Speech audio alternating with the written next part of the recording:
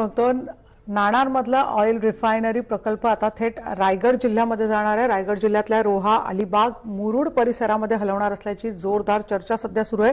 मात्र याबाबत अधिकृत घोषणा झालेली नाहीये।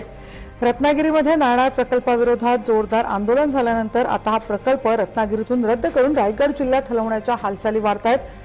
मात्र या प्रकल्पाला रायगड जिल्ह्यामध्ये सुद्धा विरोध केला जातोय। रायगड जिल्ह्यातल्या रोहा, अलिबाग, मुरुड परिसरातील सुमारे 50,000 एकर जमीन या प्रकल्पासाठी अधिग्रहित केली जाणार आहे। सिडको विभागामार्फत जानेवारी 2019 मध्ये काढलेल्या एका अध्यादेशाबाबत याबाबतची गावांची नावे आणि अधिग्रहित केल्या जाणाऱ्या जमिनीचा तपशील देण्यात आलाय।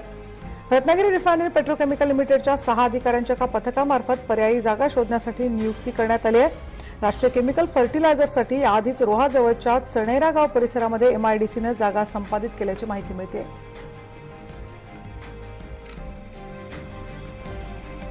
नेमकं सरकारच्या वतीने इथे काय आणलं जाणार आहे एकदा सरकारने स्पष्ट केल्याच्या नंतर त्या बाबतीतली जी भूमिका आहे ती मांडणं योग्य होऊ शकेल। मला हे काल पहिल्यांदा कळलं की इथे हा कारखाना येतोय आणि राष्ट्रवादीच्या नेत्यांची मुख्यमंत्र्यांची चर्चा झाली किंवा माझ्याशी झाली। मी एका वर्तमानपत्रामध्ये स्पष्ट भूमिका मांडली की माझा या विषयावरती मुख्यमंत्र्यांचं काही चर्चा असण्याचं काही कारणच नाही। आणि नाणार प्रकल्प रायगडात येणार असल्याची शक्यता असल्यामुळे रायगड वासियांमध्ये मात्र संभ्रमाचं वातावरण आहे। रायगड वासियांना नेमकं याबाबत काय वाटतं ते आपण बघूया। नाणारचा जो रिफायनरी प्रोजेक्ट तो रोहामध्ये म्हणजे आमच्या चणेरा कोकबन विभाग आहे तिकडे जी जागा संपादित होत आहे आता सरकारकडून चालू आहे त्या जागेवरती नाणार येणार अशा जोरदार बातम्या चालू झाल्यात।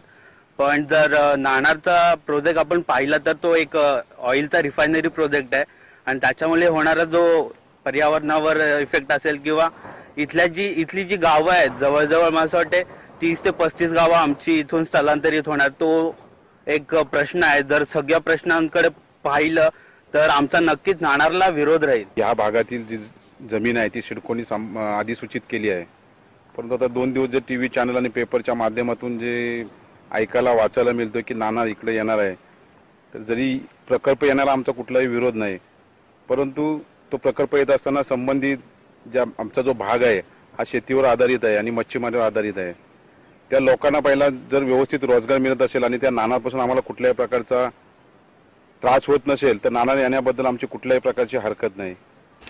शेती करायची आणि आणखीन आम्हाला शेतीशिवाय हाय काय हा ना आम्ही जाणार कुठं त्यात तर आमचा विरोध आहे। आमची आज हे ढोरं गुरं आहेत ते काय करणार।